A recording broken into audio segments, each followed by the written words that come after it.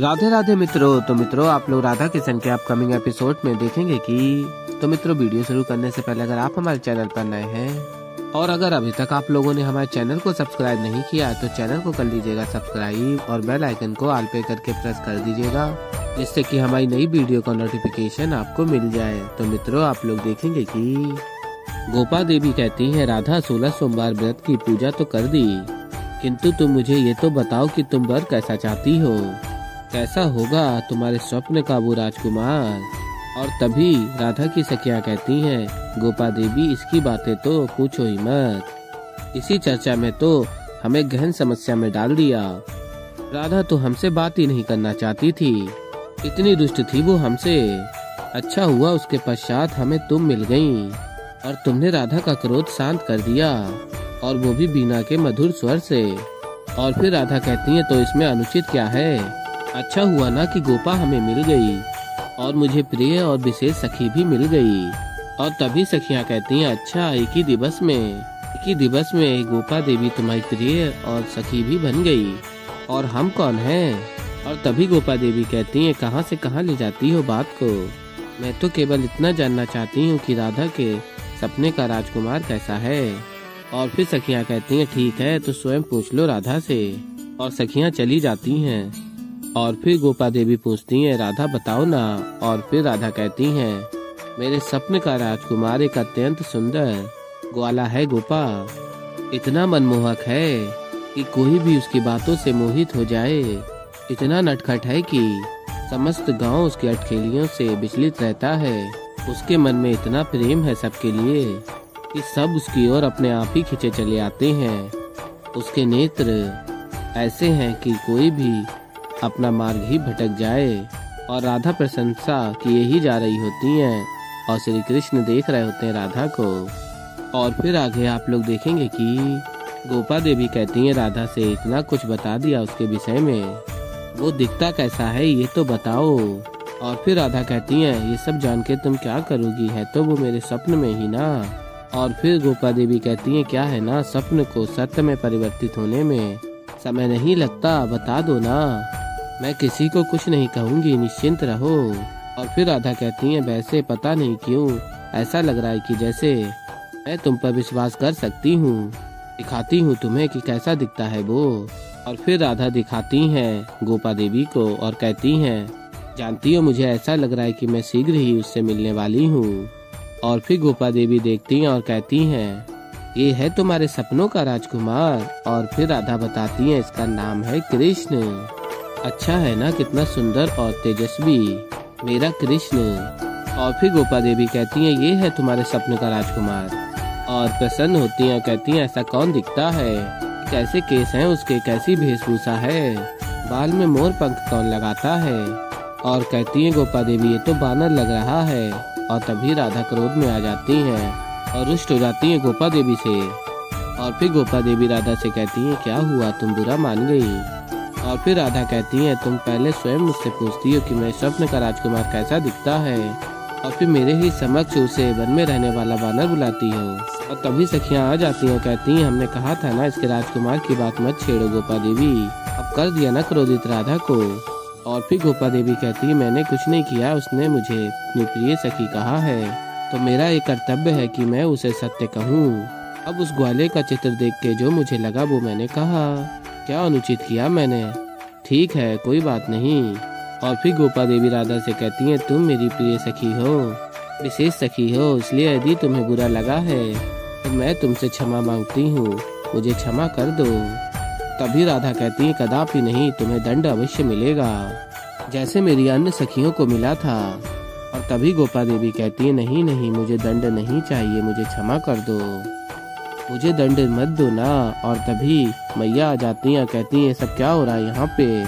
और तभी गोपा देवी कहती हैं देखिए ना काकी। और फिर मित्रों आप लोग आगे देखेंगे कि राधा मुझे दंड देने जा रही है, समझाइए ना इसे। और फिर मैया कहती हैं राधा प्रत्येक छोटी छोटी बातों पर अपनी सखियों को यूं दंड देना अच्छी बात नहीं है पुत्री। और कहती है मैया चलो क्रोध त्याग दो और सब मिलजुल कर इन दियों को सज्ज करो। और हाँ बाहर और भी दिए हैं उन्हें भी ले लेना। और हाँ जब ये कार्य समाप्त हो जाए तो रसोई घर में आ जाना। 16 सोमवार के व्रत के लिए प्रसाद और पंचामृत बनाना है। और तभी गोपा देवी कहती हैं, आप चिंता मत कीजिए, हम सभी मिलकर ये कार्य करेंगे। और फिर मैया कहती हैं, सुना राधा, मिलजुल के। और फिर मैया चली जाती हैं और राधा कहती हैं, गोपा देवी से ऐसा मत समझना कि तुम बच गईं। एक ना एक दिवस मैं तुम्हें इस भूल का दंड अवश्य दूंगी।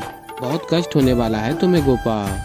और फिर मित्रों, आप लोग आगे देखेंगे कि कृष्ण स्मरण कर रहे होते हैं, केवल तुम ही नहीं राधा, कोई और भी है जो प्रतीक्षा कर रहा है मुझे कष्ट देने की।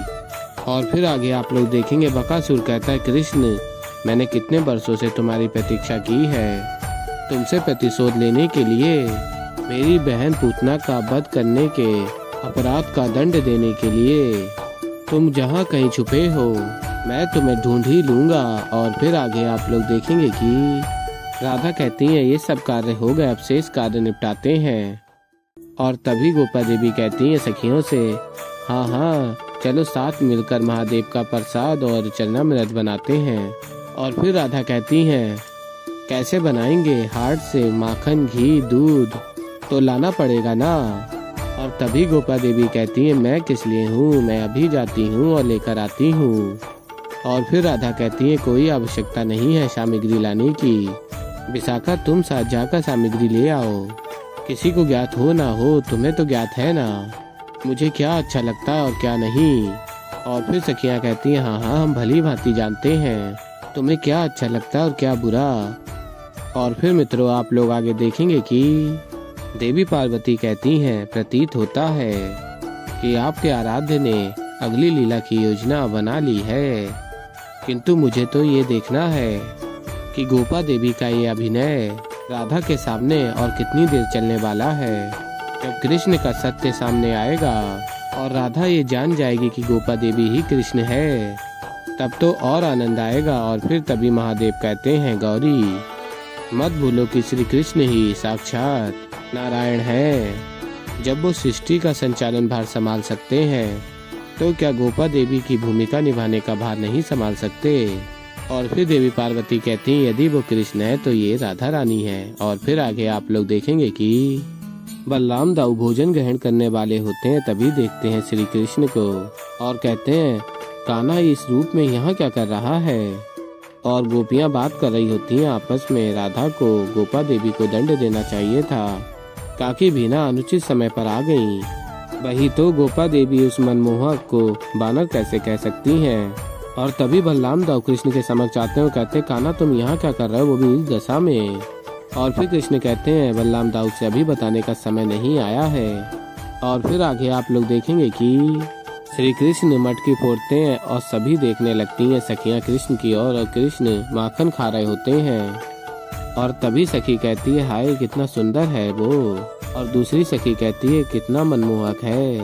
और फिर मित्रों, आप लोग आगे देखेंगे कि राधा कहती है, विशाखा और अन्य सखियां पता नहीं कहाँ रह गईं, अब तक तो आ जाना चाहिए था उन्हें। और तभी गोपा देवी आ जाती है और कहती हैं, खो गए होंगे किसी माखन चोर के मोह में। और फिर आगे आप लोग देखेंगे, राधा गोपा देवी से पूछती हैं, क्या कहा तुमने। और फिर गोपा देवी कहती हैं, चलो सब लोग साथ मिलकर दिए जलाते हैं। काकी ने क्या कहा था, सभी को साथ मिलकर कार्य करना चाहिए, तो चलो कार्य आरंभ करते हैं। और फिर राधा कहती हैं, देखो गोपा। तभी सखियां आ जाती हैं और कहती हैं राधा से, वो ग्वाला हाट पर देखा, सत्य में तुम्हारी सौगंध। और तभी गोपा देवी कहती हैं, तो चलो चलो हम सभी साथ मिलकर चलते हैं देखने, अभी भी वो ग्वाला वहीं हो सकता है। और फिर राधा कहती है, कोई आवश्यकता नहीं है, माँ ने कहा है ना काम में हाथ बढ़ाने को, चलो पूजा का प्रसाद लेकर चलो।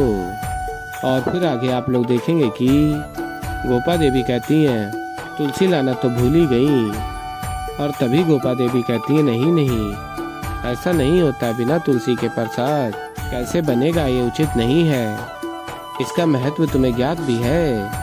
तो ऐसे ही आगे और भी बहुत कुछ देखेंगे। तो अभी के लिए इस वीडियो में इतना ही। तो मित्रों, अगर आप लोगों को हमारी वीडियो पसंद आई हो तो वीडियो को कर दीजिएगा लाइक, और अगर अभी तक आप लोगों ने हमारे चैनल को सब्सक्राइब नहीं किया है तो चैनल को कर लीजिएगा सब्सक्राइब, और बेल आइकन को ऑल पे करके प्रेस कर दीजिएगा, जिससे कि हमारी नई वीडियो का नोटिफिकेशन आपको मिल जाए। तो मित्रों मैं मिलता हूँ जल्दी आप लोगों को एक नई वीडियो के साथ, तो तब तक के लिए राधे राधे।